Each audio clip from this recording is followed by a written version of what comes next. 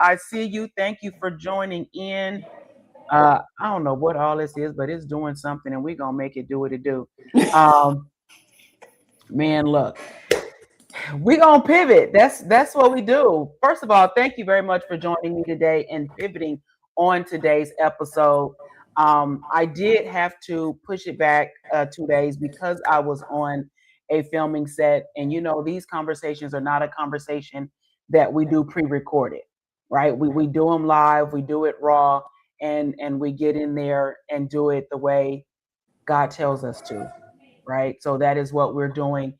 Um, but before we get started, I know I read part of your bio. I did not read it all because it is so much more to you than just your bio and the words that you've shared, including being a published author of Unconditional Love, One Woman's Journey to Spiritual Freedom.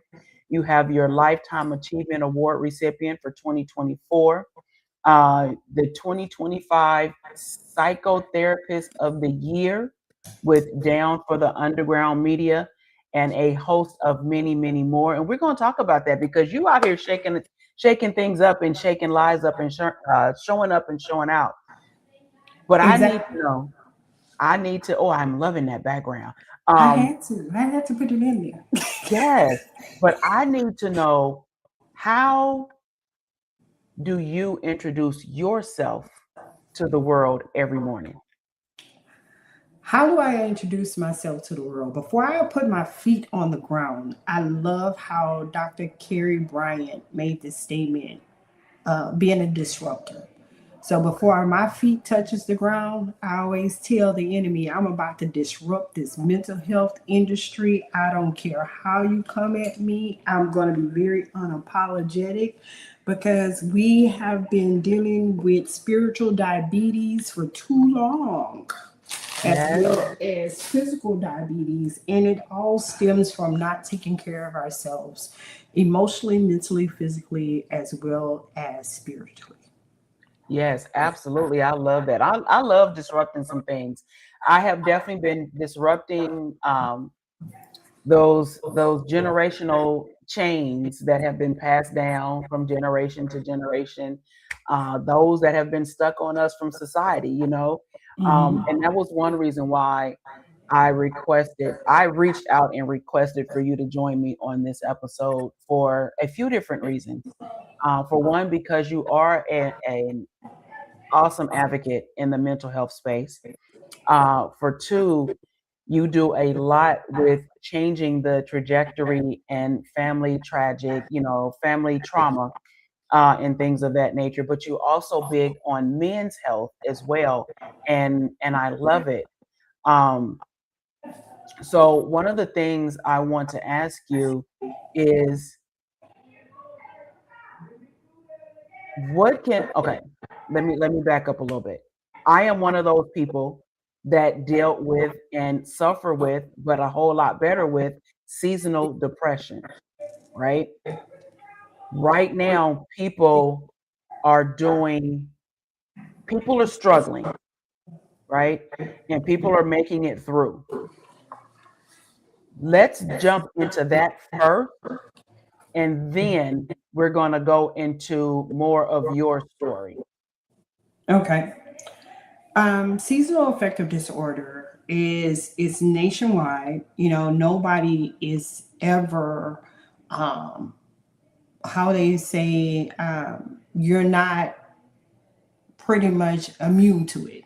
You Hmm. know, um, not to say it in a disrespectful way to any other illness or whatnot, but we all deal with it in some type of capacity. It may Right, not be during the holidays, it may be right. just doing a different change of a season. I said this on my previous podcast. I didn't do it this Wednesday because I was like, look, I'm going to be on What's in Your Cup. So y'all need to come and join in with me on What's in Your Cup because I'm not doing it on Wednesday. I'm Right. still growing into, my new location. But Yes, we're gonna talk about that too. Yes, go ahead. yes, yes, yes. But what I explain to individuals is we deal with four different seasons regardless. You have Mhm. winter, spring, summer, fall. In the wintertime, we have that fall back of season where we're rotating our clocks back an hour. In the springtime, we're springing it forward an hour. But we're not paying attention to our moods. We're not paying attention to our mental health when it comes to those seasonal changes. But just like the season changes, our bodies change as well. Right. And if we're not paying attention to those changes, we miss out on either being a student of the season or a teacher of the season. Right. So when it comes to seasonal affective disorder, of course, we hear people say, well, I was sleeping too much. No, your body's saying it's time for me to recharge. It's time for me to regather. It's time for me to dispel all the things that went on in the previous season so I can get you ready for this season on to the next season. So, but we don't listen to that. We listen to everything else except for our bodies. When our bodies is saying, hey, I need rest. Hey, I'm overly stimulated. Hey, this is going on. The winter time, it's cold outside. It's hot outside. It's raining too much. It's, just those different things. And if we're not paying attention to those different things within our bodies, it tends to mess with our mental health. Oh, absolutely. Absolutely. And you say that with so much grace, and just it rolls. So, and I know you're not just talking from your studies. I know you're not just regurgitating from a book. You're talking about life experiences as well. All the time. Right. I tell people I went to the school for the books. I mastered it. Right. I'm getting ready to PhD, and so I'm finna doctorate too. Yes. Yes. Come on. The thing of it is, it's all based on people. It is so true. I'm a cliche breaker, but that's one cliche I really have respect for. People resonate when you are relatable more than they are when you are talkative. I tell people all the time, watch my walk. Don't listen to what I'm saying, because I could tell you anything. But watch my walk and how I do a thing, then you could tell how passionate I am about a situation. Okay. So when you say you watch your walk, you have not always been this person. No. She's like, absolutely not. No. I'm still growing. I'm still growing. Okay. So what was one of those things, or what was one of the hardest things that you had to literally dump out of your cup to get to where you are now? You talking about one. Okay. Whatever you want to share with us. If you want to do a couple or a plethora, one or two, what you got? That's a session moment. Oh, well, that's a session moment. But what I can say is I listen to what is being downloaded inside of me. So I'll know. And I'm very open to when someone wants to, not criticize me, because I don't take it as criticism. Okay. I learned when somebody says something to me, I learned how to, pull it apart. I sit it before me in a plate. Okay. And I dissect it before I eat it. That makes sense. Okay. I put it on a plate and I dissect it before I eat it. Because if I eat everything everybody says to me, I will be sick for life. Yeah. So that's not, I'm a listener. I listen, but I listen to hear. I don't listen to always respond. And I tell, even when I'm in a session with anybody, when you listen to hear, you'll know how to respond and whether or not it needs a response. So if I have to say one thing that brought me to this place, I have to give credit to my divorce. Oh. Because my divorce taught me a lot about myself that I would have not known had I been shown myself in that divorce. Okay. Explain that a little bit, because I know, now mind you, I've never been married, so I've never been divorced. However, I've been around different people who have been married and divorced and whatnot. And I see everyone goes, process is a little different. Some people say they found themselves because of it, but then I get those that say that they lost their self with divorce, right? Because they were married for however many amount of years, and their life was wrapped around being that spouse. So now, without being that spouse, they don't know who they are. So I why is it such a big difference? Because a lot of times people see divorce as an end, and Okay. it's not an end. Divorce is just you cutting off something that really did not allow you to grow in so many different capacities. It could have been your growth of love. You could have grown in a divorce. I did, because I had to learn that, one, it didn't define me. Okay. Two, I had to learn that I didn't love the right way. Mm. Three, I had to learn that my mouth, baby, I'm a my ex-husband used to always tell me, baby, you would cut a, and I'm gonna say it like this, how he said it, you would cut a nigga with your tongue and he wouldn't know that he bleeding until next week. Woo! That's a lot. That's a tough one.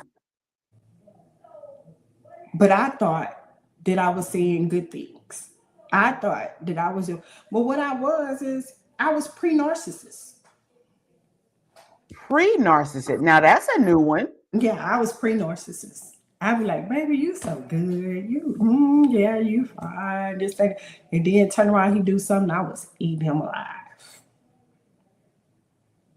Wow. But the fact that you said you were pre-narcissist, that's a big step for anybody. Yeah. I'm all about telling the truth. I ain't got time to sugarcoat nobody. I'm telling you my story. My story is not going to be everybody else's story. But what I love about where God is placing me is I need to be who I am so he can display what it needs to be seen out here. Okay. Because a lot of times we don't want to stand up. We'll say, oh, I'll stand 10 toes down for this. But you won't stand 10 toes down for your healing and for God to display who you really are so he can fix you. So in my in not fixing, because I even say that, I don't like that word. In my correction. Okay. Because when you fix something, it's temporary. Oh, okay. It's temporary. You're gonna have to explain that one because Yeah. I never thought of it that way. Yeah, fixing is I only fixed it. How did you fix it? Well, I put some duct tape around it. Well, eventually you're gonna have to go back and really do the work. Okay. So I had to do the work. So with me doing the work in that, I had to learn, and I was getting hit hard with scriptures. I was getting hard with statements. And right now, if anybody who sits with me, I'll tell them I stand on the scripture now, Proverbs 14, 1-2, where it says, a wise woman builds a house, but a foolish one will tear it down with her own hands. Yes. Yes. Yeah. I was foolish. But you can say that now. Were you able to see that before? Oh, no. No, I was never able to say that before. I'm learning stuff about myself right now to this day till I found out with being in a relationship now that I was a runner. Wait, are you serious? Oh, yes. Every time he did something, I was ready to go. Even if it didn't look like he was doing something, I was ready to go. What made you stop? What made you stop running?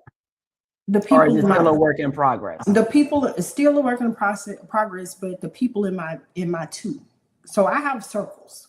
Okay. I have a circumference of people, and I teach this. You have your ones, you have your twos, you have your threes, and you have your fours. So my twos are my people that will stand and be like, you know what you doing ain't right. That ain't good. My ones and my twos get all my respect. My threes, you get 50. Fours, don't try it. Don't you even try it. 1, 2, 3, and 4. So what? Explain this, because that's a new tact, a new way of looking at it. Exactly. So your one should always be those who are your day ones. They've always been there. They're not going to change. They're not, and then they're not changing, meaning they're not going to change by giving you the truth. Okay. Okay. That could be anywhere from your mom, your dad, your kids, your immediate people, Okay. your children. Mom, you was corny the other day, and you don't take offense to it because they're telling you something because they know you. They've Right. learned you. You They right. know how to best approach a situation with you. Okay. Your twos are somewhat like your ones, but you don't always have to hear from them to know that, hey, you can hear that voice in your head. Be like, you don't have no business doing that. I got a few of them. Okay. Yeah, what you what, Okay. what, what you doing? I Okay. don't have to call you, but your voice will come in my ear, or the thought will come to my mind, and you be Okay. like, you know what? You don't have no business doing that. Why? What you doing? I got a few Why of you those. here? Okay. Okay, so you got Okay. those. Those are your twos. Yeah. Your threes, you can somewhat hear, or they'll give you a bit of advice, but if you look at their life, it's nothing like what they talking about. Whoo. Okay. Yeah. Yeah. Yeah. Yeah. So why should I take advice from you when you supposed to be married, but you over there? Yeah, okay. Yeah. Now, see, I don't even put them in my circle anymore. I've kind of, at this stage in my life, Mhm. I've kind of, you at an arm's reach. We can have a conversation, but nothing you say, I'm not taking in. Because, like you said, I see what you're doing. Your actions and your words not matching up. So, Right. okay. It's okay to have those threes. Those are minor thorns in your side. They're not full thorns. The fours are the Mhm. full thorns. The fours are the ones that you sit back and you observe, Okay. and you make sure that whatever, because what they say don't equate. You be sitting up there talking about make the math equate. The math ain't Math matching. ain't Right. math. Yeah. Right. So with those fours are teachable moments for you. Okay. Just like a three will be a teachable moment for you. But what you glean from that is what you take to your two and your one, because that should be your safe space. Yes. Absolutely. Absolutely. Yeah. Okay. So let me ask you this, because one of the things that um, I mentioned in your bio Mhm. was the book that you published, The Unconditional Love, One Woman's Journey to Spiritual Freedom. What is that all about? If you wanted to know how my divorce grew me, that's that book. Oh, okay, y'all. If So you want to make sure know, you go. Uh-huh. yeah, if you want to know how that divorce grew me, how it changed my perspective, because I was one, I see it out here now where women are marrying men knowing that they don't need to be marrying that person, but Okay. because you can have control of the situation. Not to really throw him under the bus, but my ex husband was a mama's boy. Mm, So okay. they gave me all the more ammunition to do what I And did. control. Okay. So let me ask you this, because we talked about divorce. We're talking about divorce and marriage, right? What is, well, first, let me ask you this. In your counseling, because you are a licensed professional counselor, Yes. is it family counseling? Is it individual? What part of the counseling spectrum do you specialize in, or is it across the board? I'm really across the board, Okay. because of my experience.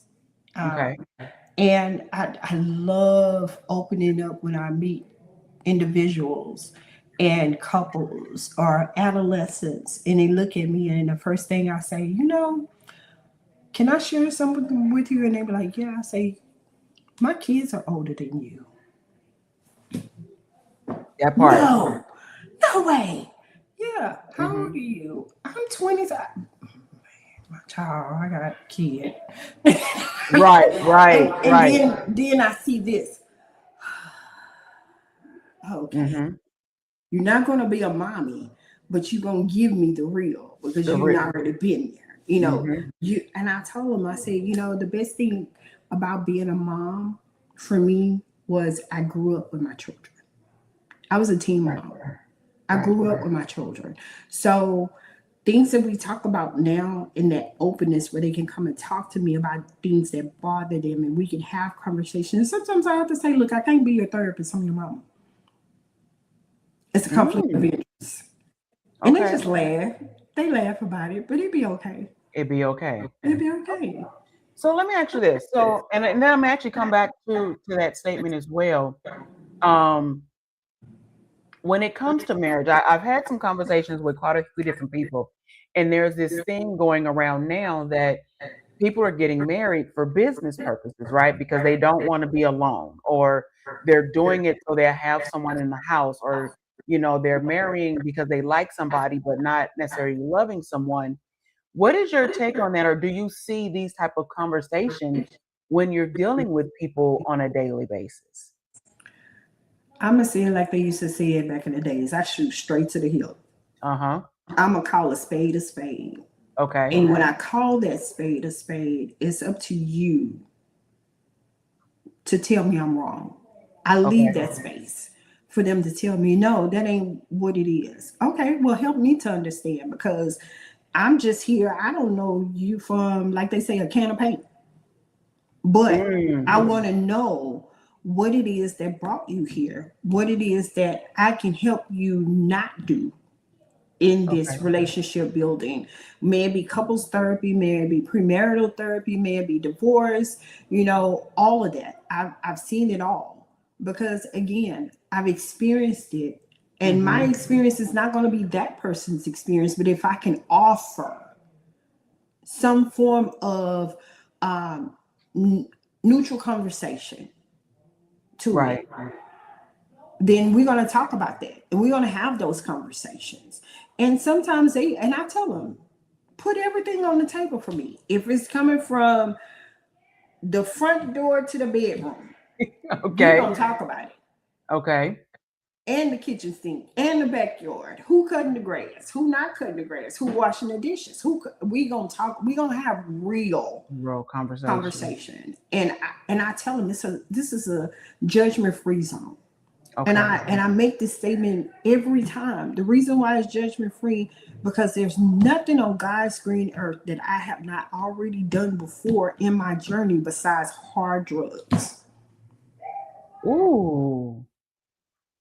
Okay. So you get real raw and transparent with your clients first and foremost. Oh, most definitely. Okay. It's in my bio. Yeah, it is. Mm-hmm. It is. And that was one of the things that draw me to you, because you was just like, no, if we're gonna do it, we're gonna do it. Like, for real, we're not sugarcoating anything. Exactly. And yeah, so one of the hold, let me get back to it. Hey, Teddy Ray, I see you, sir.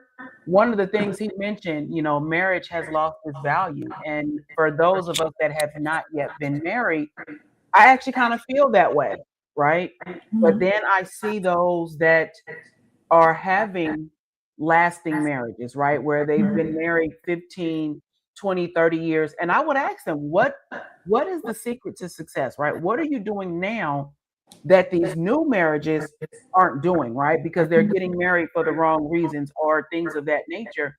And one of the things that this older couple, she said, you young folks don't know how to keep your mouth closed. And I was like, what? Didn't I just give you that scripture? Right. She said, let me explain something to you. In my day, we have parties to keep marriages together to remind you why you got married. Community, that's one. Right. And she said, but you guys right now, this generation, you guys are having divorce parties to try to call somebody out, to bring out all of their flaws, to break them down. But no one is talking about it. I said, okay. She said, and thirdly, quit leaving the house when you get mad.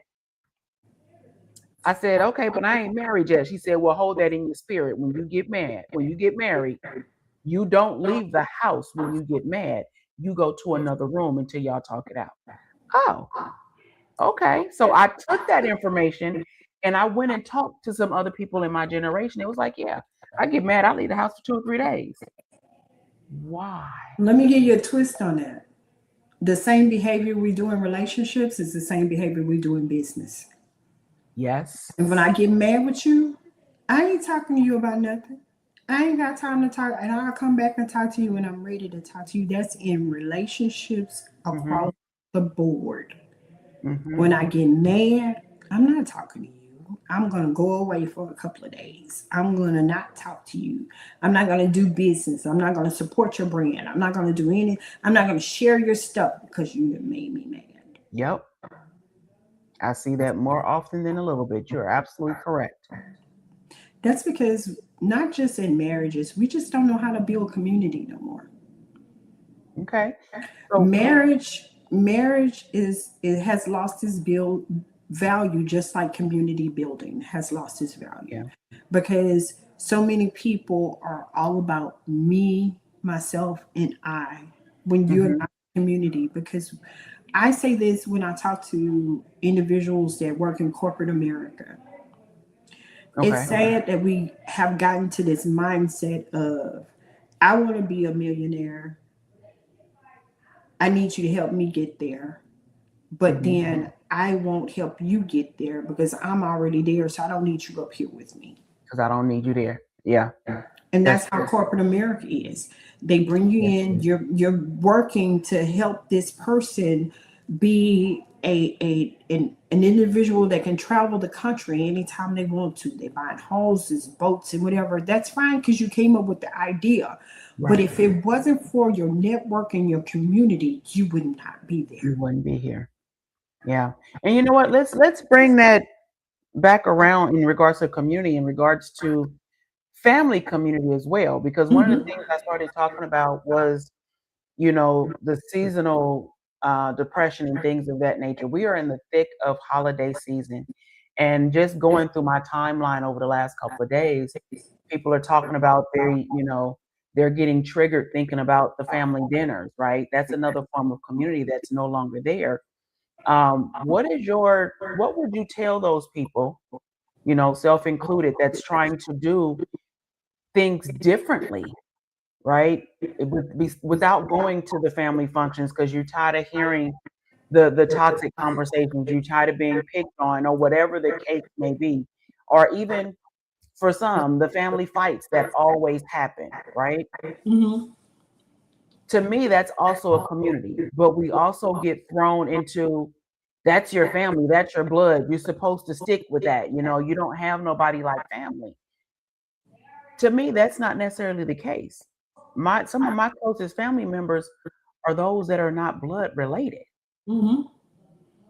What do you tell those that are dealing with that, for the first time or trying to get through that right now? I had a episode talking about that. Let's Okay. talk at the table. That was my Thanksgiving episode on the podcast. Okay. Having uncomfortable conversations around family. I, for one, and I'm being transparent and honest, I have not been around my family. Mhm. Some I have, some I have not. And it's all within the growth of Okay. in the thick of things. I have family Okay. outside of family, but I say this and I mean it, no pun intended. The same distance it takes for me to drive to your house is the same distance it takes for me to drive. It's the same Right. thing. People, oh, you live too far. Well, it takes me the same amount of gas and travel to get to your house. Right. What's the Right. difference? Why do I always have to come to your house for family gatherings? Why is it always about your house that we gather at the most? I get it. It was grandma because that Right. was the matriarch. Right. Exactly. The matriarch was like, "Hey, you better be here at 12 o'clock. We gonna eat. You ain't here. We No don't questions eat at no right. more." Yeah, That's it. yeah. It Right. wasn't no problem, and all that family fighting and stuff like that. Grandma wasn't having that. I wish you would. She had that look on her face like, I wish you would. And everybody sat down. Exactly. We don't And if have you grandmas if like you that no did have that, you went outside and she didn't know nothing about it. Because if she did, she was with them slippers and that moo on her way outside more. that Baby. door. Yep. Y'all gonna get away from here with all that stuff that you got going on, Yeah. or we gonna have some problems. But here's the thing: people wanted to be the matriarch Right. of the grandmother, but didn't know how to keep the community together Go on. You're because right. it became about them. Oh, I act more like mom than you did, or I act more like grandma than you did. No, no. I Yeah. can remember even having my kids. I sat up there and looking at everything. I said I wanted my own children so we can have our own family reunion because this Yeah. is just unreal. And you're right. Because that's what I can listening to what you're saying right now, and I'm gonna have to go find that podcast, that episode, because that's when things changed in my family. When Yeah. my grandmother gained her wings, because that's really when I stopped doing the family. I did a few after that, but it was like it ain't the same. The conversations are different. The drama it just wasn't for me. So I started doing things differently. And one of the things, I never stopped my kids from going. Mm-hmm. And I have always given them that opportunity. I want you to go. I want you to have your own experience, but mama gonna do something different. Mm-hmm. Mama gonna change the narrative and do things differently. And so can you, right? Mm-hmm. So that makes a lot of sense. And then too, you have those who family pushes you out of the family. Mm-hmm. And what I mean by push you, you're no one's ever. I don't like the disclaimer, black sheep. I don't like that Why? because first of all, you're not a sheep. You're not walking around here to my back. One, Okay. and not everybody's black. So that means there's a darkness to your life that you feel like everybody is secluding you from. Okay. When nobody's is secluding you from anything, you're secluding yourself. What Right. it is that we all, and I have to say this, we all are different and we all bring something different to the table. Right. But when your differences don't make the same with everybody else in the family, that's when they push you away. And it's okay to be Mm-hmm. different. It's okay to be your unique self. You may not be there. Grandma may have told you growing up, baby, you different. Yeah, she did. Be different. She did. Be different. Allow them to push you. I love my family. I do. My mom Mm-hmm. and my dad's side. I love them, love them, love them. Would do anything for them. Can call me at any moment and I will do whatever I can.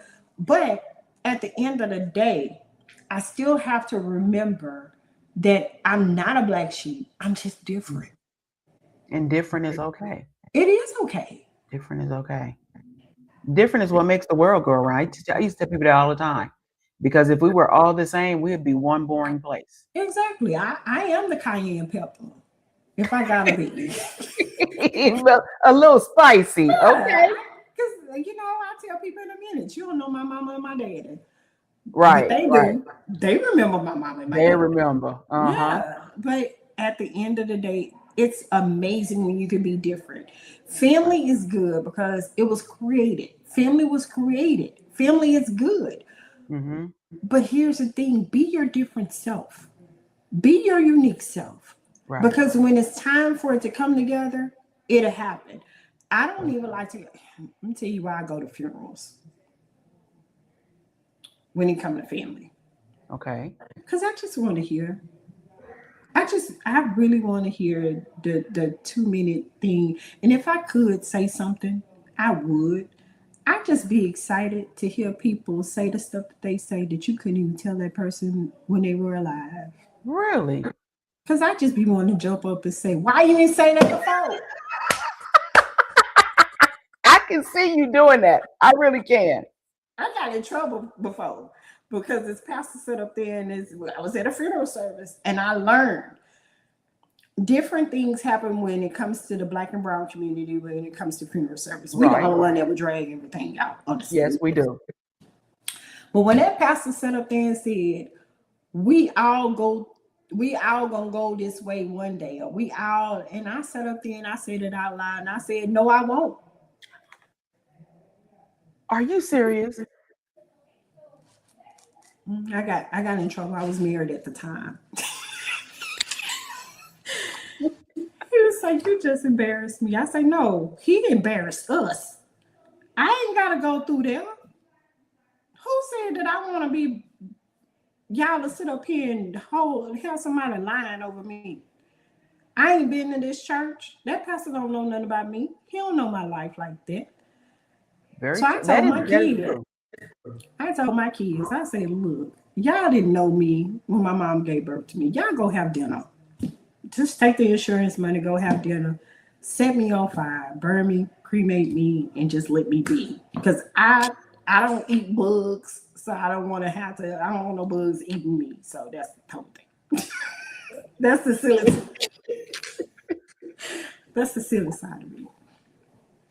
What? You know, What's your side? I can't with you.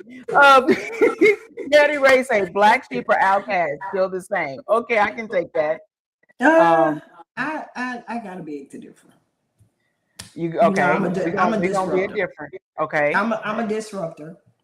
Okay. And however, you can be a black sheep in your family because you were a chain breaker in the family. Stop taking on these titles. Okay. A black sheep, black, dark sheep. That's not you. Outcast. So you were demonic and they just cast you out? Oh, that's another way of looking. I never looked at it that way. Stop these titles. You're not an outcast. You're different. You are different. You bring something different to the table. You've offered your flavoring as a child. From the time you were a youth, where your parents had you going there, you did all you could when grandma was alive. You seasoned the family like you needed to. The next step for you is to go and season somebody else who needs your flavoring. It don't have to be your family.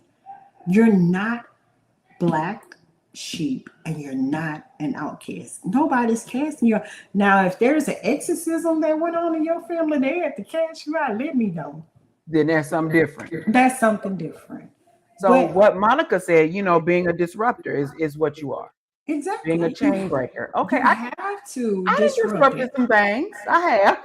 Yeah. And the reason why you disrupted that thing, because you had to break that generational loose. Yeah. That noose from around your neck. No, I will not have the behavior of my grandmother. No, because grandma could have been, baby. I know some grandmothers that were firecrackers. Baby, look, mine was one of them, boy. Yeah. Mm-hmm. Yeah. So disrupted. Hey, I don't want my kids around Uncle Lulu because Uncle Lulu is or Aunt Susu because Aunt Susu is the same way as Uncle Lulu. So no, I want my kids to see life differently. I want my kids to experience things differently. I want my kids to be able to not look back and say, I struggled as a kid. Yeah, I'm okay with disrupting. I'm okay with my kids living differently. My daughter's in California. My son was military. I got a son who we found out had a heart condition. And in that, I advocated for my son. I have a daughter who's dyslexic, but she's lefty. She's ambidextrous.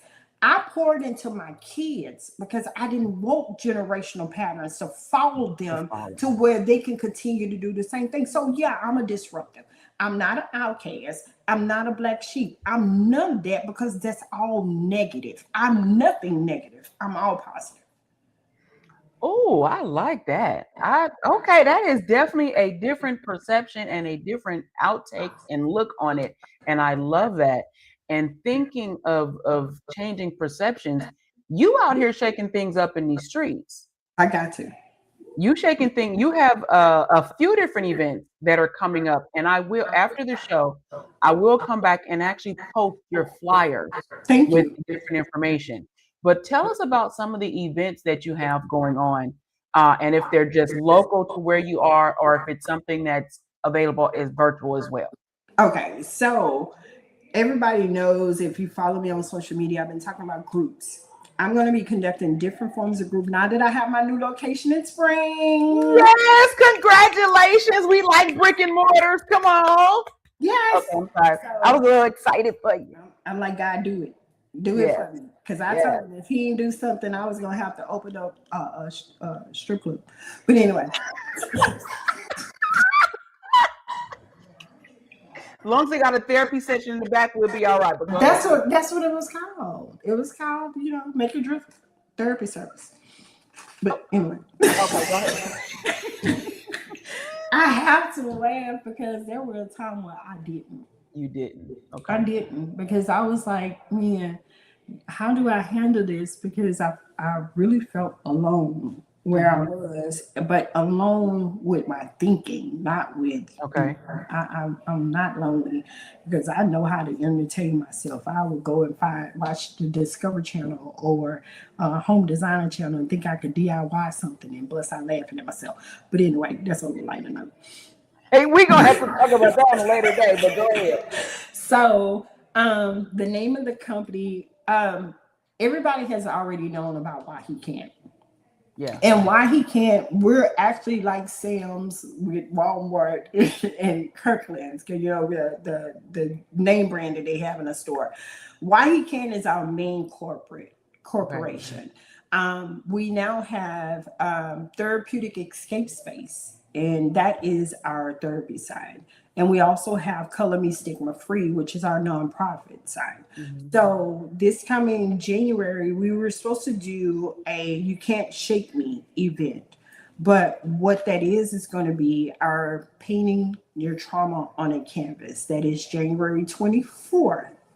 And it's going to be here in spring. There will be different sessions, and it's quaint. It's not anything big. I'll have two different. I'll have a morning, and then I'll have an afternoon, and then I'll have an evening. So there's three different.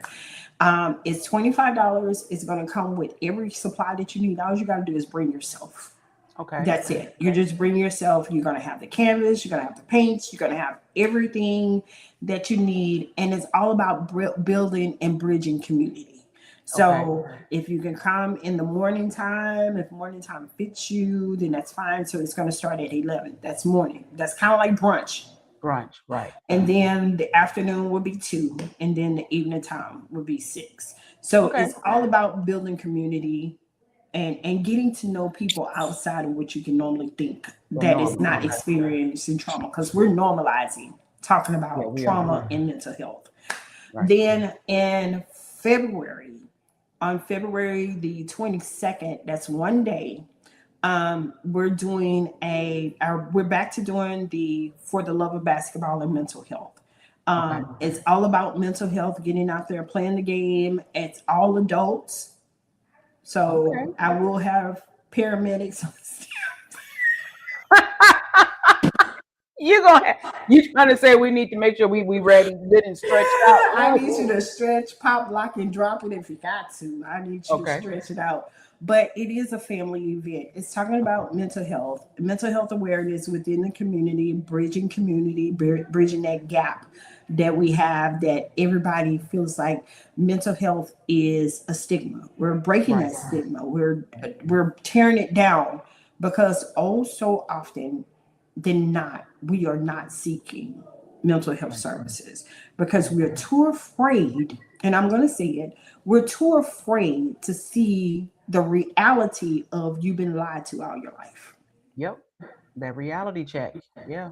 You've been lied to all of your life. Yeah. Somewhere in some capacity, you have been lied to. That it's okay to keep things behind closed doors when you're suffering on the inside. Yeah. It's okay to be around family members. And it is. And I've learned that in my maturity, that people that wrong me and hurt me, may it be family, friends, whatever, I can still sit in a room with you and not feel in no type of way. Right. I'm there now. I can do that now. Yeah. I can sit in a room with you, have a burger with you, look you straight in your eyes, knowing you know that you did what you did and not feel a certain type of way. Because you know why? When I leave, when I finally go to sleep, I'm going to be asked, how did I treat you? Rather than how did I defend myself? That's a tough one though. That's a tough one. But until you can learn how to love people unconditionally, flaws and all, the maturity is not there. So how and I know we're talking about your different events and we're going to get back to that. How can you or how can someone get to that point, right? Someone has just wronged me and they did me dirty. They've hurt me mentally, emotionally, all the things. Yeah, I forgave them as much as I possibly can. However, I don't want to be around you, Mhm. right? Is it still, how do you set that type of boundary, especially when it's, someone in the family, right? How do you set that boundary to where they're going to be at these different events and you like these different events, but you don't want to be around this person, even if you're still healing, I can forgive you, but I ain't 100% healed yet. That if you sneeze at me wrong, you may catch these hands, right? How would someone deal with that, or what would you tell them how to work that out? Everybody processes things differently, and Okay. how they approach a thing is differently. But at the end of the day, you are not, and we say we want to be Christ like, Mm-hmm. but until you can get to that space, and I had to learn this from a pastor that I was under. If somebody can walk in a room that offended you and you cringe, they have still control over you. Mm, that's true. They would.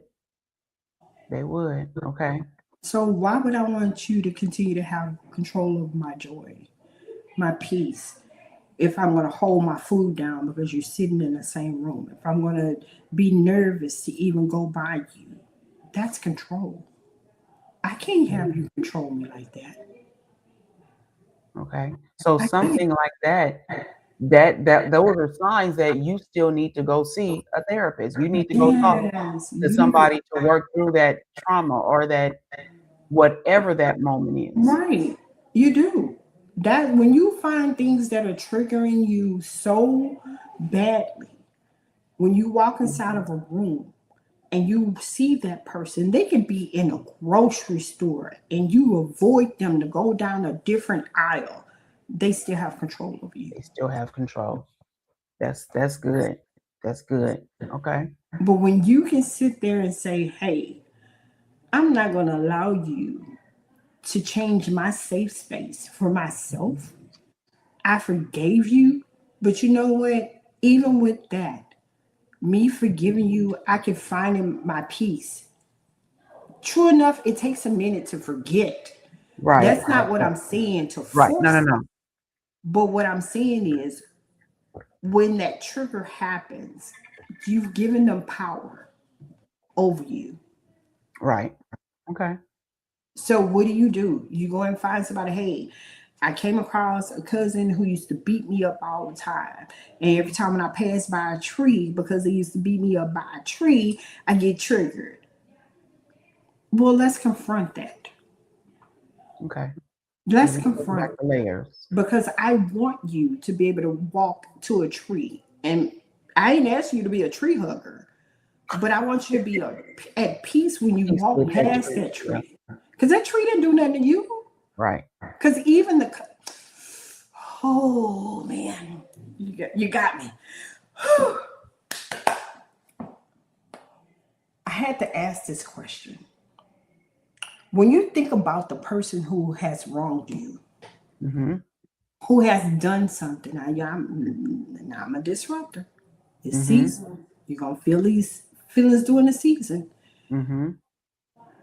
When somebody done something to you that offended you or done something to a way that make you feel a certain type of way, who's really the victim? I am if I'm still letting it live rent free in my head. In some cases, you both are. One, because that person never got healing from whatever that caused them to be in that behavior. Okay. And then you, because you're allowing those triggers to happen. Now, if you got healed from it, then that person is still the victim. Because they never got healed. Never got healed. I don't think I know I've never looked at it that way. So I can only imagine how many other people have never looked at it in that magnitude. That's a That's yeah, a, okay. that's $1 billion question. I need my $1 billion, Consuela. I need my Right. I see another I don't care if it's an ebook, a pamphlet, I see another talk coming your way. That's a conversation all by itself, like for real. Come on, because That's I've been through it all. And maybe that's a topic because you have a podcast too. Yes. But maybe that's a topic to put on your calendar for your podcast to do a deep dive in, because I can only imagine how deep that conversation can go. Oh, I got 2 conversations that's going to be real deep. I got an ugly one, and I'm going to share with your audience. Okay. Seasonal affective disorder can come from anything such as the loss of a loved one, just the same as grief. You're dealing with different things, different seasons of your life you're trying to navigate through. During the seasons, especially during the holidays, you want to remember mom, you want to remember dad, you want to remember auntie, you want to remember grandma, you want to do all of these things that are going on. Remember I told you I'm a disruptor, right? Right. Is it really grief or is it guilt?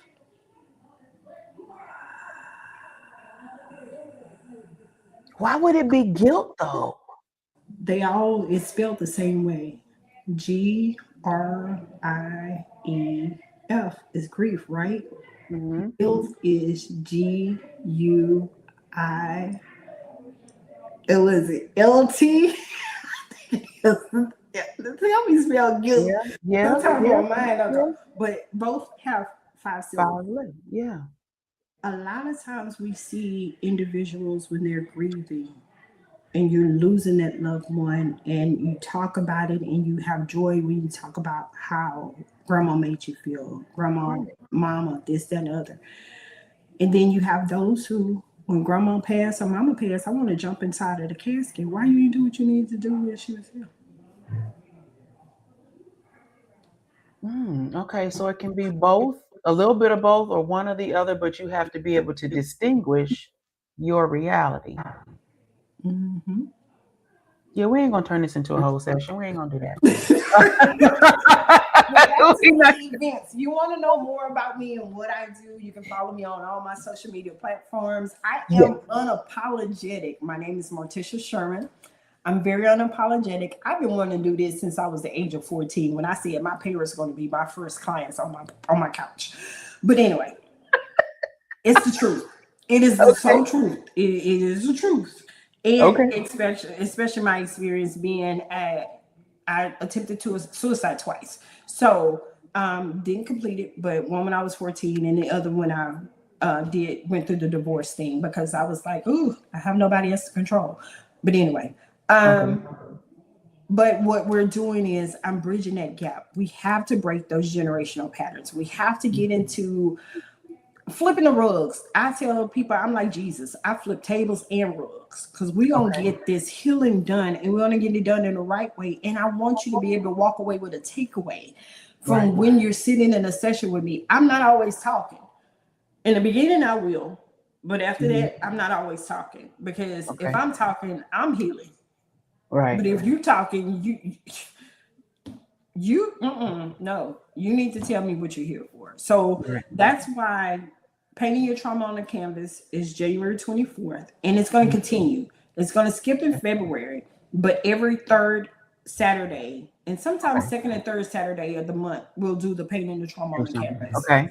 But Color Me Stigma Free, Why He Can't, and Therapeutic Escape Space are hosting these events, and the other one is For the Love of Basketball and Mental Health. That's going to be on February 22nd.